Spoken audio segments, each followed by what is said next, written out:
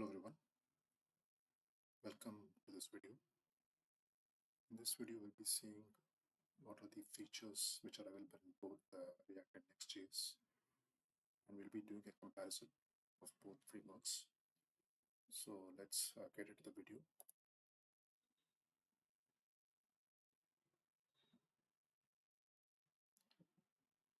So as regards to origin, React was introduced in 2013 by Facebook.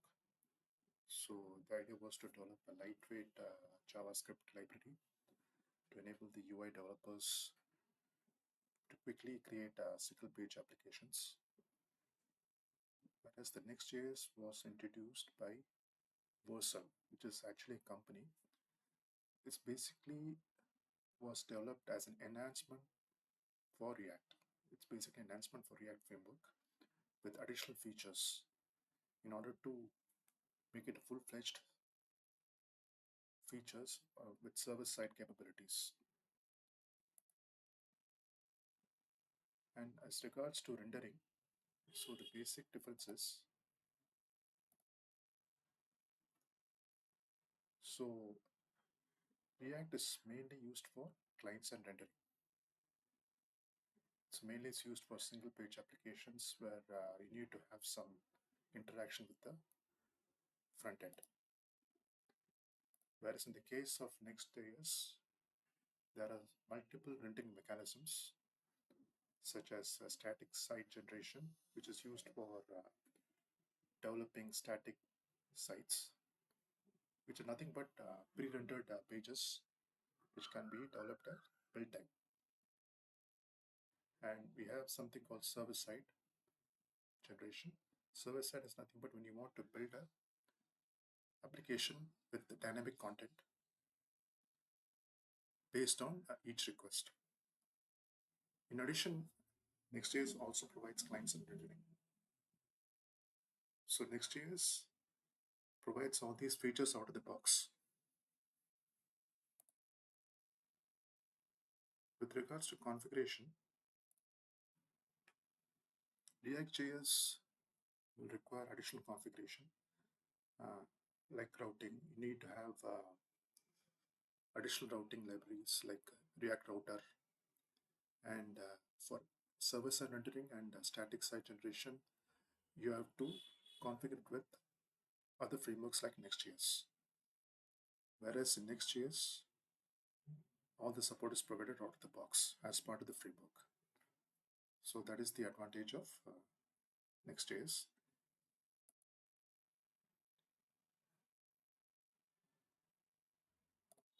And if with regards to performance, so React will require additional libraries for code splitting. Like you have React Router, and if you want to include lazy loading, you have to go for React Lazy and React Suspense libraries. So additional configuration will be required, whereas in Next.js, this is automatically handled because the code is automatically split into bundles. And it basically works on page, like each page should be loaded only when required. So this will improve the desired performance.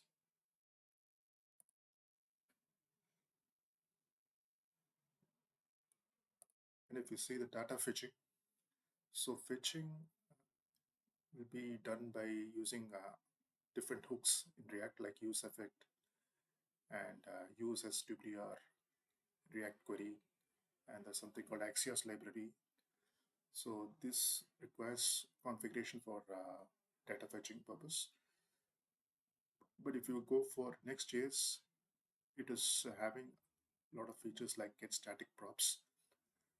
This is basically used for generating static sites. So when you want to generate the sites which doesn't change at build time, so you go for get static props methodology.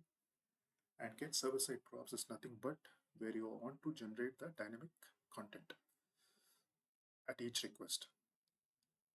And get static paths is nothing but you want to build a dynamic path.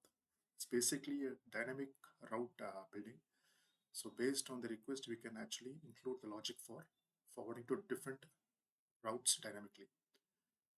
And API routes logic,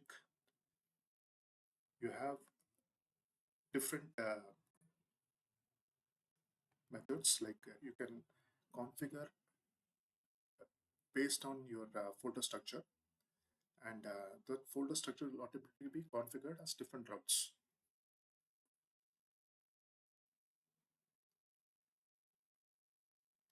And with regards to SEO, now SEO is it's basically complex for React.js because it includes mainly clients and rendering and used for developing single page application. But if you go for Next.js, it is more simplified because you have different features like server-side rendering, static site generation, and you have automatic code splitting and dynamic routing. So these features enable more SEO-friendly sites. So next, if we go for deployment perspective, so React.js can be deployed using different methods like Node.js or NPM, and we have Docker deployment. And for SSR, React.js will require additional configuration. So you have to include Next.js for enabling the SSR or service-side rendering. And if you go for Next.js deployment, Next.js is having its own customer deployment platform called Vercel, which can be used to deploy Next.js applications. It is having its own dashboard and CLI or command line interface. And we have also static site deployment, which is available in Next.js. And we can also use the Node.js platform for deployment, including the Docker platform. We can containerize the application and deploy it to any cloud platform.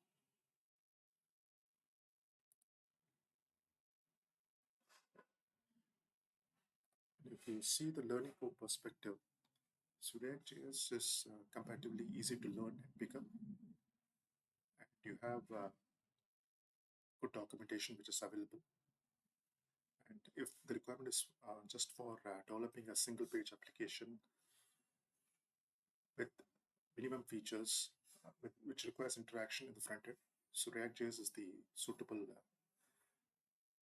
platform for developing those applications.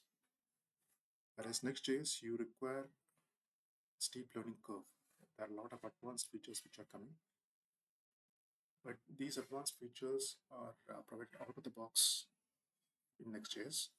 So only thing is you need to get familiarized with these advanced features so as to develop the applications which require Next.js.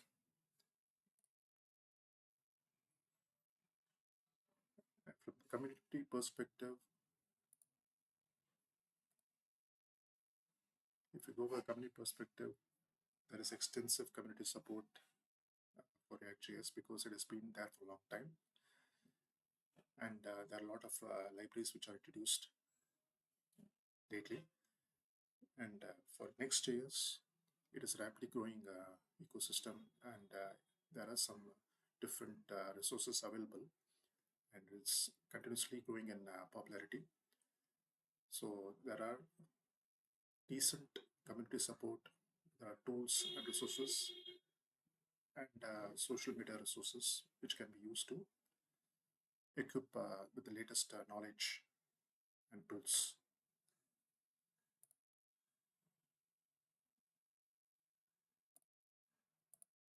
With regard to use cases, so React.js is mainly used for developing single page application, and you can also use it to develop static sites, simple static sites.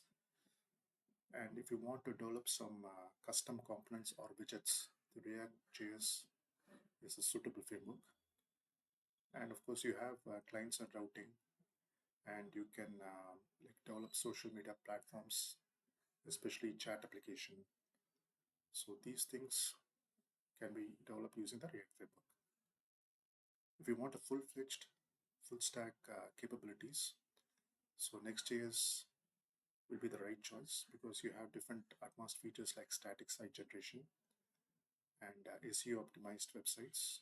You can adopt a full-fledged e-commerce websites, landing pages. So it's a complete stack. So that is the reason that Next.js is an extension of React framework, but it provides more advanced features.